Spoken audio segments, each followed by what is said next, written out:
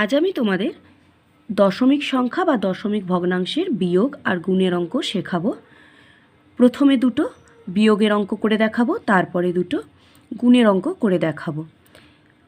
তোমরা ভিডিওটা প্রথম থেকে শেষ পর্যন্ত খুব ভালোভাবে দেখতে থেকো। প্রথম একটা অঙ্ক করে দেখিয়ে দিয়েছি।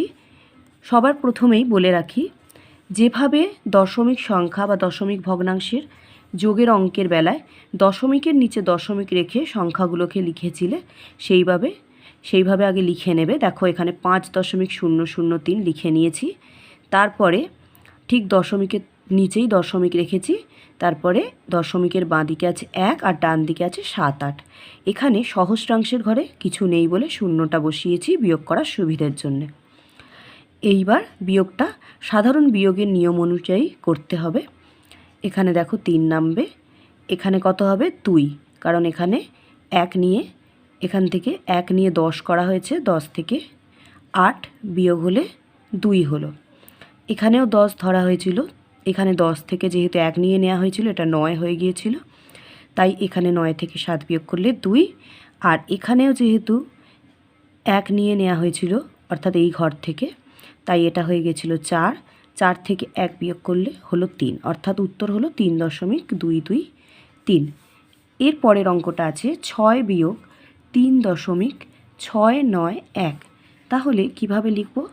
6 শুধু আছে, তাই 6 দশমিকের পর 3টে ঘর বসাবো। দেখো পরের সংখ্যাটায় দশমিকের পর অর্থাৎ ডান দিকে 3টি ঘর আছে, তাই এখানেও 6-এর পরে 3টি শূন্য অর্থাৎ দশমিক দিয়ে 3টি শূন্য বসিয়ে নেব।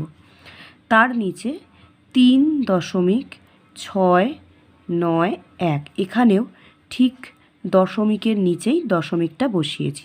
এইবার বিয়োগটা করব। এবার বিয়োগটা করা তো খুবই সহজ। এখানে 9 হলো, তারপরে এইখানে কত হয়ে গেল? 0 হয়ে গেল। তারপর এখানে কত হবে? 3 হয়ে গেল, তাই তো। আর এখানে কত হবে?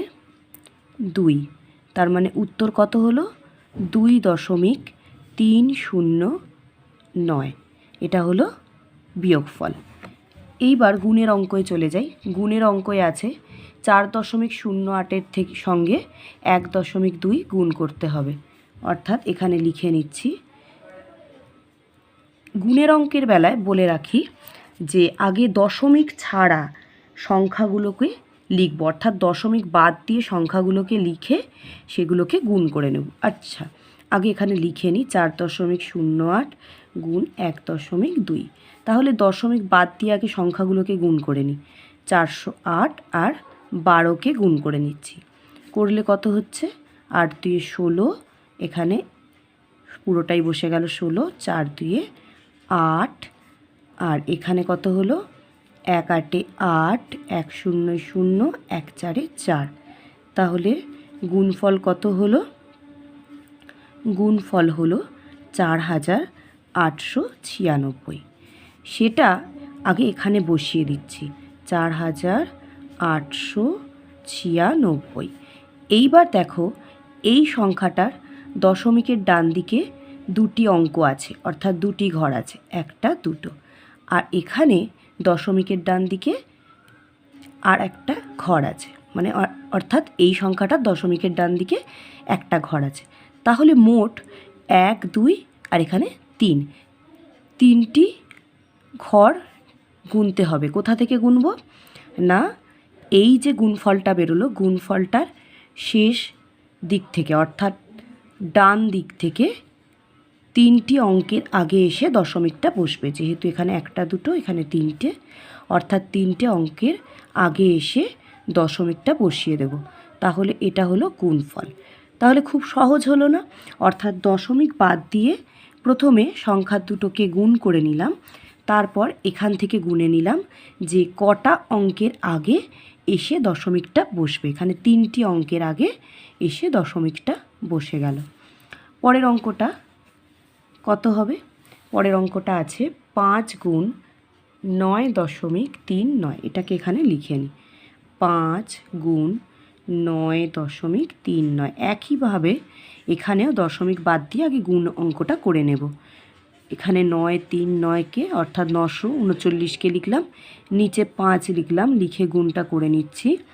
5 9 45, হাতে 4 5 3 15, 16 17 18 19, 19 9, হাতে 1। তাহলে 5 9 45, একে কত হলো 46, তাই তো? তাহলে এখানে হলো 4695। এবার দশমিকটা বসাতে হবে। এখানে তো 5-এর পর দেখো 5-এর সঙ্গে কোনো দশমিক নেই, অর্থাৎ দশমিকের পরে কোনো ঘর নেই, তার মানে দশমিকের পর 0 0 আছে, তাই সেগুলোকে কাউন্ট করার কোনো দরকার নেই। এখানে দশমিকের পর দুটো অঙ্ক আছে, অর্থাৎ এই যে গুণফলটা বেরিয়েছে তার শেষ দিক থেকে দুটি অঙ্কের আগে এসে দশমিকটা বসিয়ে দেব। তাহলে 1 2, এখানে এসে দশমিকটা বসলো। তাহলে গুণফল কত হলো? 46.95। যদি তোমাদের ভিডিওটা ভালো লেগে থাকে তাহলে অবশ্যই লাইক করো, কমেন্ট করো, আর আমার চ্যানেলে নতুন হয়ে থাকলে অবশ্যই চ্যানেলটিকে সাবস্ক্রাইব করে নেবো।